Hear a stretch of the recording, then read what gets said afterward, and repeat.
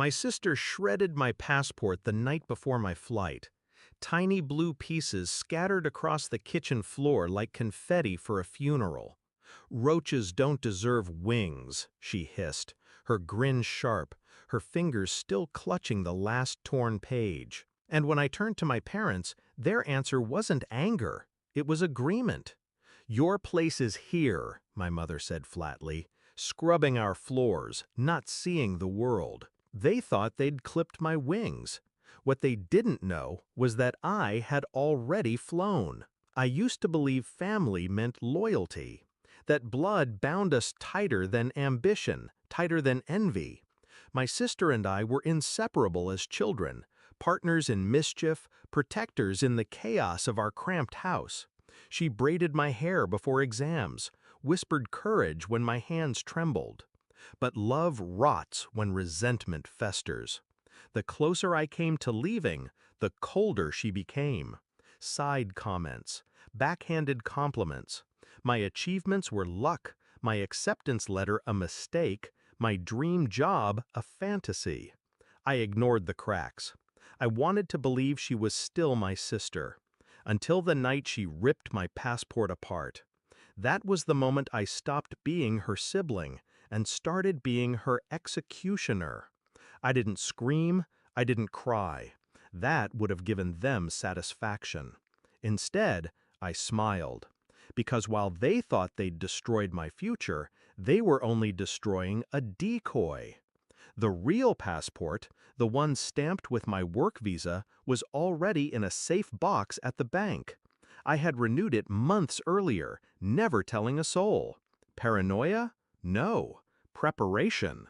I knew the venom in my house too well to leave my dreams undefended. So, when I missed my flight, I let them believe it was over. I let my sister revel in her victory, let my parents sneer at my failure. For weeks, I played the obedient child again, scrubbing their floors, folding their laundry, keeping my head down. Meanwhile, I was already gone. My body was in that house, but my life? My life was thousands of miles away, beginning without them.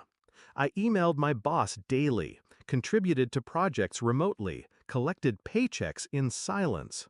By the time I finally flew out, it was seamless. The company didn't just hire me, they invested in me. Within 2 years, I wasn't an employee, I was a partner. And that's when I began to plan my return. Revenge is best served cold, but I like mine calculated. Every paycheck I earned went into investments back home. Properties, businesses, names on deeds they never bothered to read. While my sister struggled with low-wage jobs and my parents drowned in debt, they never realized the silent benefactor pulling strings behind the curtain was me. I bought their landlord's house, raised the rent, waited. I purchased the loan their failing shop depended on, tightened terms, waited. Piece by piece, I dismantled their fragile security until desperation was the only language they spoke. And then, I delivered their salvation. I came home not as the failure they had mocked, but as the investor they needed. I walked into their crumbling shop in a tailored suit, my real passport tucked neatly in my bag, and offered to help. They signed everything over to me that day, too blind with gratitude to read the fine print, too desperate to question why I was suddenly their savior. And in that moment, the same family who told me my place was scrubbing floors, unknowingly handed me the deed to their cage. The climax came 3 months later, a family dinner. My sister still bitter, my parents still suspicious, but all of them dependent on me now. She couldn't resist one last jab. "You think you're above us, don't you? Still just a roach." I set my fork down, calm, precise. "No," I said, "I'm the one who owns this house, this shop, even your debt. Every floor you scrub now, every meal you eat, it's because I allow it." Their laughter died. forks froze mid-air. I slid the signed contracts across the table.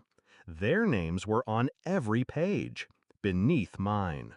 My sister's face drained of color as she realized the walls around her didn't belong to her anymore. I leaned closer. You shredded a passport once, thinking you'd cage me here, but I was already free. The only ones caged are you. Since that night, silence rules the house. My sister avoids my eyes. My parents bow their heads.